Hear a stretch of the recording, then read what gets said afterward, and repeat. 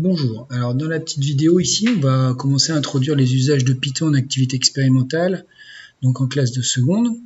Alors, l'idée là, c'est de prendre en main un peu l'activité expérimentale via le programme Python qui sera fourni et de découvrir un peu ce que fait ce programme Python. Alors, dans un premier temps, lorsqu'on va ouvrir le programme Python, il va nous proposer d'ouvrir dans un bloc-notes. Du coup, ce programme Python va apparaître sous la forme d'un petit texte. Et ce texte, eh bien, il suffira de venir le copier avec un petit CTRL-C et on va le coller dans une interface Python. Donc, cette interface, quand elle va s'ouvrir, sera vide de toute trace de programme et du coup apparaîtra de la façon suivante. Alors, le bloc de droite, le bloc qui se trouve être à notre droite ici, là, va être la zone d'écriture. Donc je fais CTRL-V et je copie le texte. Ce qu'on remarque, c'est des couleurs qui apparaissent. Il y a des mots en bleu foncé pour les commandes propres à Python, des actions que va faire le programme parce qu'il repère des mots de commande.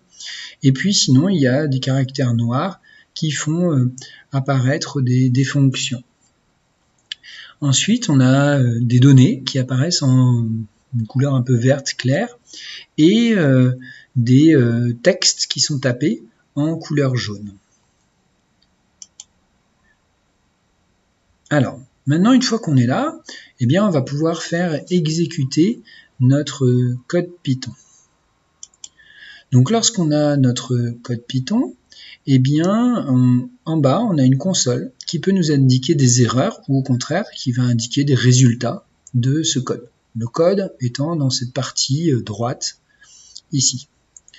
À gauche, on a un explorateur de fichiers, comme quand on ouvre un document, puis en haut, on a quelques outils. Alors, pour lancer un code Python, on a une petite flèche verte là, et on fait exécuter le code. Après quelques secondes d'exécution, apparaît un graphe à l'écran. On peut constater en bas que ici on a la console qui a dit qu'il y avait un processus qui s'était initialisé, donc c'est notre graphique qui s'est construit. Et puis on a des choses qui apparaissent, histogramme des notes, nombre, notes, des échelles, des barres.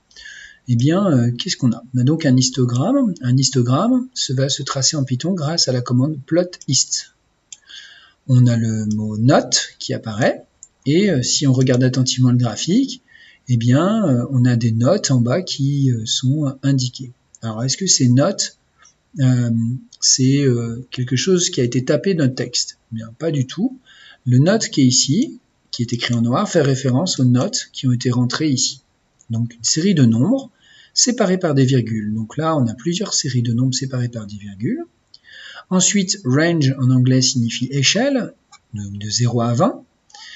L'échelle est en fait l'échelle horizontale qui classe nos notes, donc de 0 à 20.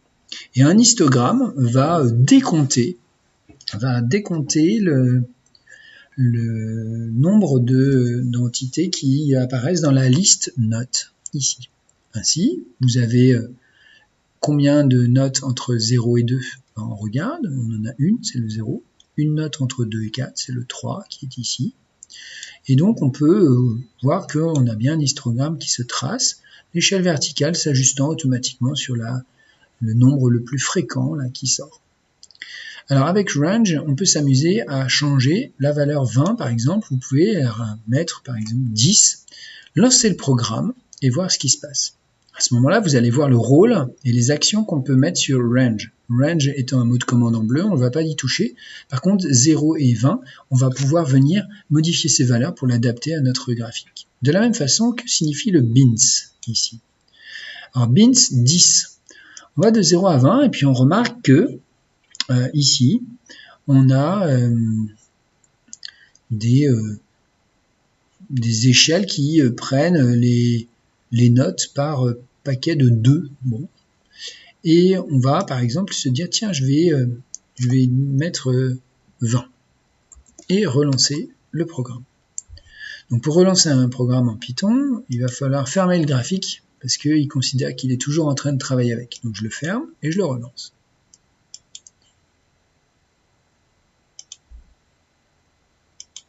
On obtient alors un nouveau programme, un nouveau graphique à l'écran. Et ce qu'on peut remarquer, c'est que maintenant les notes ont été comptabilisées par de 1 en 1.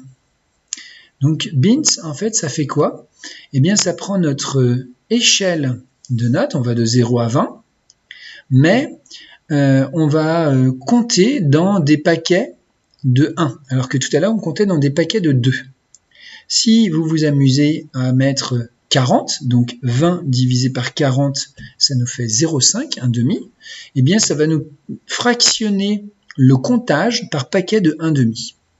Donc ça, eh bien c'est des choses qu'on peut s'autoriser à faire quand on a un programme Python, c'est modifier quelques paramètres pour voir. Mon color, blue, c'est la couleur de la barre, et edge color, black, c'est le trait qui fait le contour de la barre.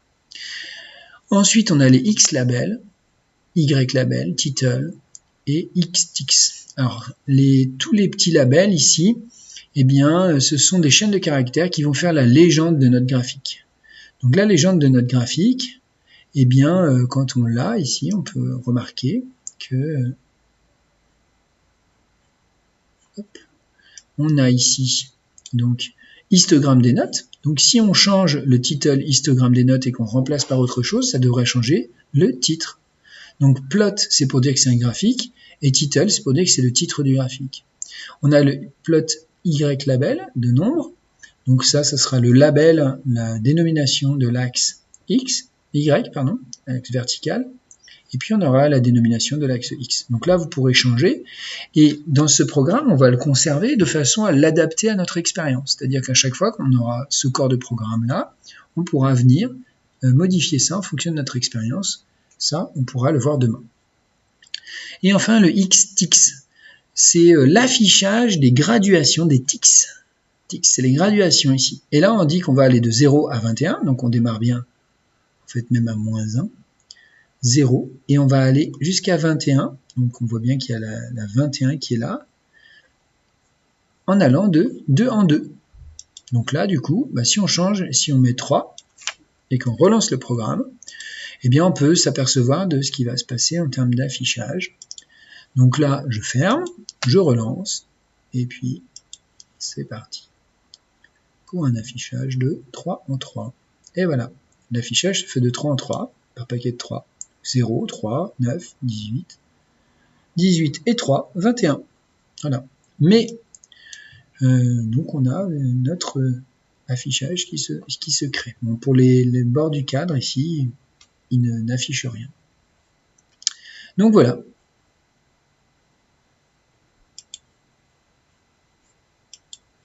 Alors, avec ce petit découverte-là, eh ben, il va falloir aller pas à pas, faire nos petites modifications. Donc nous, pour demain, on va rentrer non pas des notes, mais des valeurs mesurées ici. Ça va nous faire une petite liste de valeurs.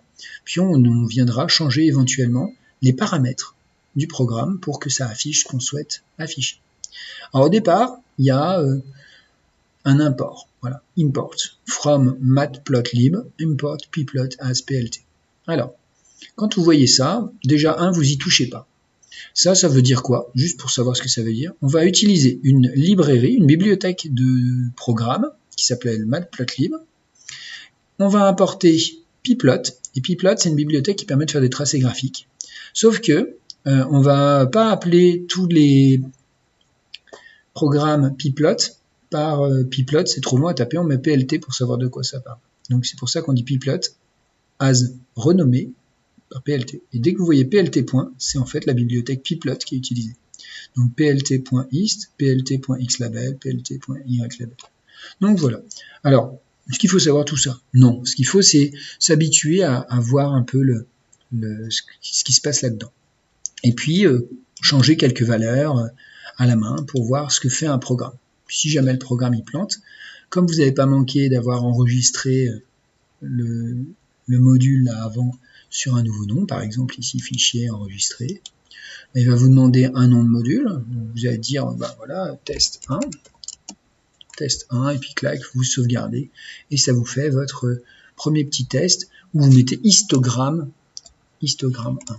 Comme ça, vous avez un programme vierge, et puis peut-être qu'on va l'enrichir et que ça deviendra une nouvelle base de programme. Bon ben voilà, vous regardez ça, on travaille sous EduPython au lycée, donc moi je vous conseille de télécharger EduPython chez vous, comme ça vous aurez le même environnement, même s'il y a d'autres environnements de travail qui sont peut-être mieux, ça c'est les professeurs d'informatique pourront trouver des avantages et des inconvénients à chaque console, il en existe plusieurs. Donc cet espace de travail là s'appelle en maths une console, vous voyez console Python en bas, en mathématiques, en informatique je voulais dire, pardon. Donc voilà, on y travaillera un petit peu, l'idée sera de prendre en main et puis de s'habituer à ce type de petit programme.